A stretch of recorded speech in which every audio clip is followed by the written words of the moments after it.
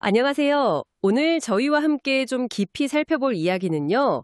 한우리교회 담임 목사님의 설교, 하나님 나라에 속한 교회입니다.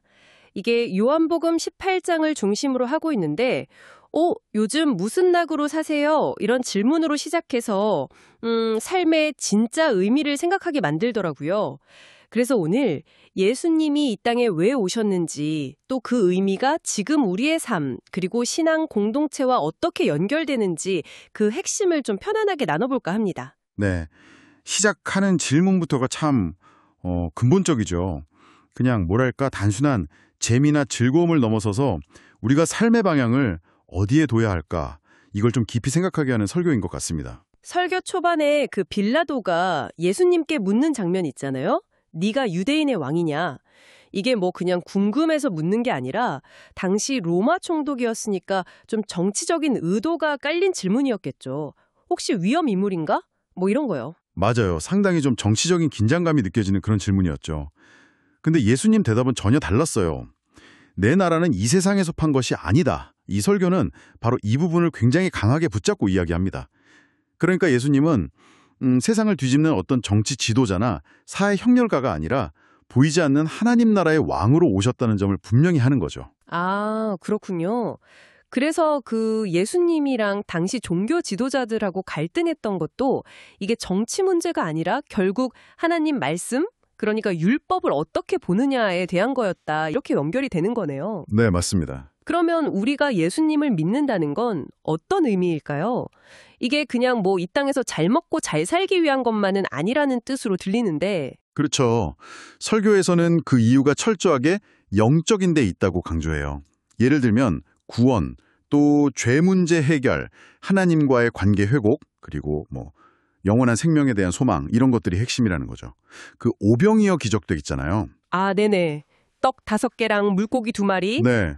그때 사람들이 막 기적을 보고 예수님을 당장의 배고픔을 해결해주는 그런 세상 왕으로 삼으려고 하니까 예수님이 피하셨잖아요.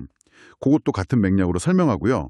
심지어 그 가룟 유다가 예수님을 배반한 이유 중 하나도 어쩌면 예수님이 계속 세상 나라가 아니라 하나님 나라만 말씀하시니까 거기에 대한 실망감 때문일 수도 있다. 이렇게 보더라고요.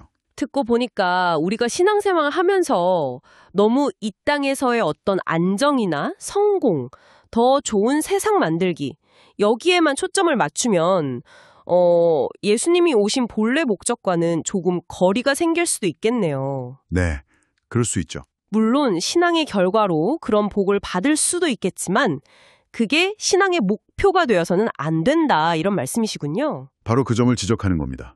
예수님이 오신 근본적인 이유는 그 썩어 없어질 빵이 아니라 영원히 목마르지 않는 생명의 양식을 주시기 위함이다. 이걸 놓치면 안 된다는 거죠. 예수님의 이런 목적을 생각하면 자연스럽게 이제 교회의 역할은 무엇인가? 이 질문으로 넘어가게 되는 것 같아요. 네.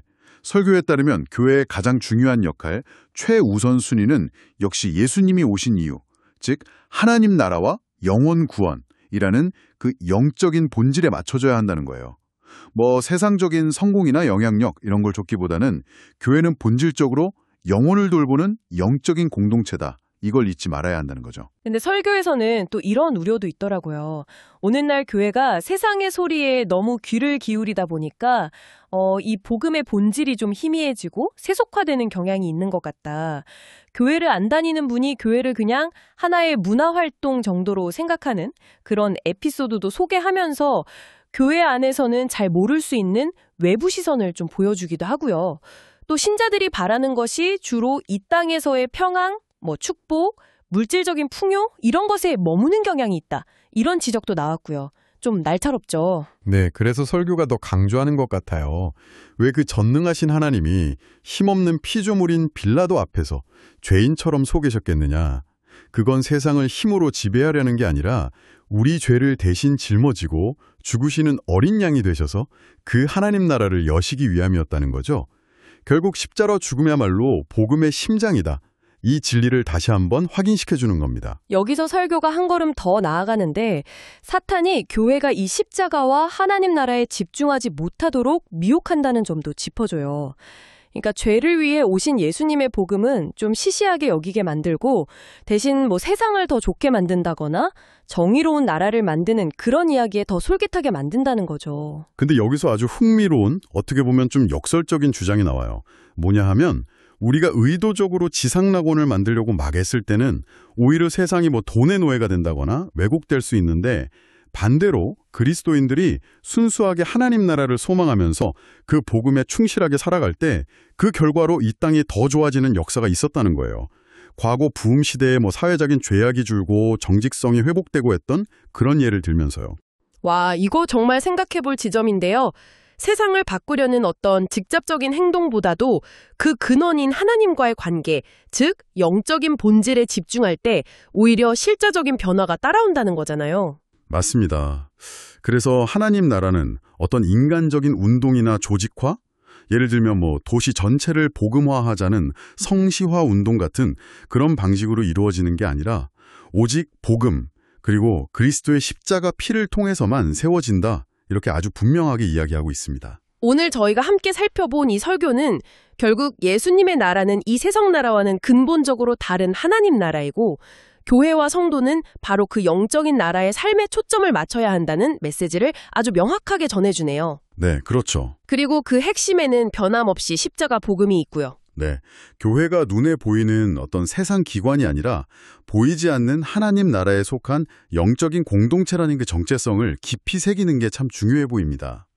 오늘 이 내용을 다시 한번 생각해 보실 때 스스로에게 이런 질문을 한번 던져보시면 어떨까 싶어요. 내가 지금 힘쓰고 있는 일들이 정말 궁극적으로 하나님 나라를 향하고 있는 걸까?